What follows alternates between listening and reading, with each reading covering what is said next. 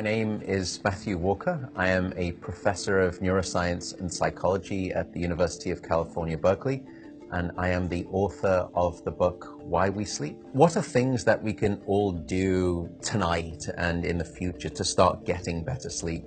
Well, beyond carving out a non-negotiable 8-hour sleep opportunity, there are probably at least 5 things that we can do.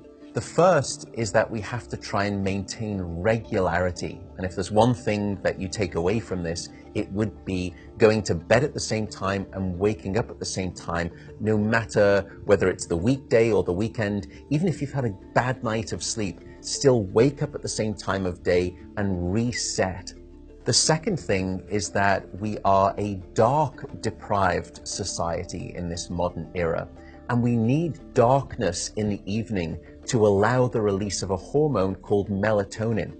And melatonin helps the healthy timing of our sleep. So try to dim down half the lights in your home in the hour before bed. Stay away from screens, especially those LED screens. They emit blue light that actually puts the brakes on melatonin. And those blue light emitting devices fool your brain into thinking that it's still daytime, even though it's nighttime and you want to get to sleep. The third key ingredient is to keep it cool. Many of us actually have a bedroom that's too warm in terms of temperature. So an optimal temperature is about 68 degrees Fahrenheit or about 18.5 degrees Celsius.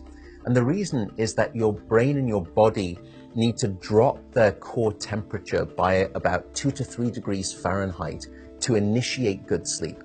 And that's the reason that you will always find it easier to fall asleep in a room that's too cold than too hot.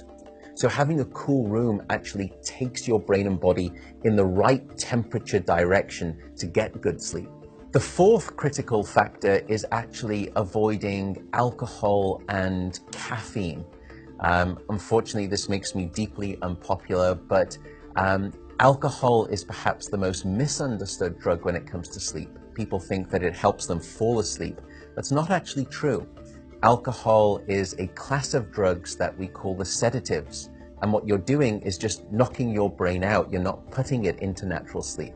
We also know that alcohol will fragment your sleep, so you'll wake up many more times throughout the night.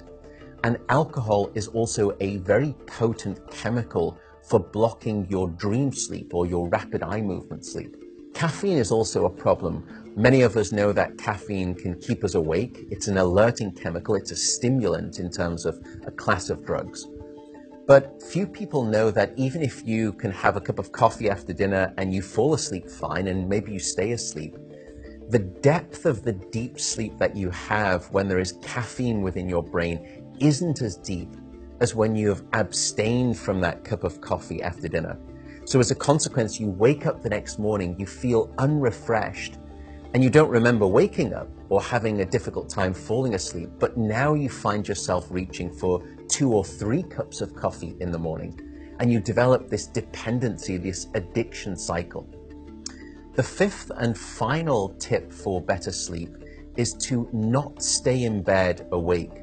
So if you haven't fallen asleep within 20 or so minutes, or you've woken up and you're finding it difficult to fall back asleep, don't stay in bed awake.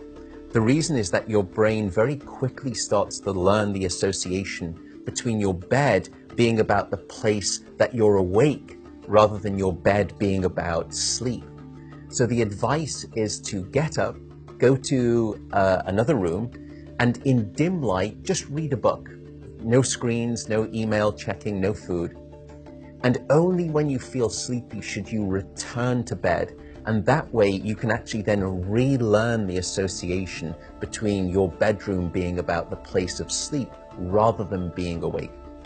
I should also note that some people don't like the idea of getting up and going out to a different room if it's dark and they're warm in bed.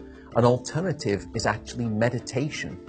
Meditation has been demonstrated in clinical trials to help people just relax the body, calm down the fight or flight branch of the nervous system that can happen when we wake up in the middle of the night and we have that Rolodex of anxiety thoughts. And by meditating, you can start to quiet the mind as well as the body, and that also helps you fall back asleep more easily.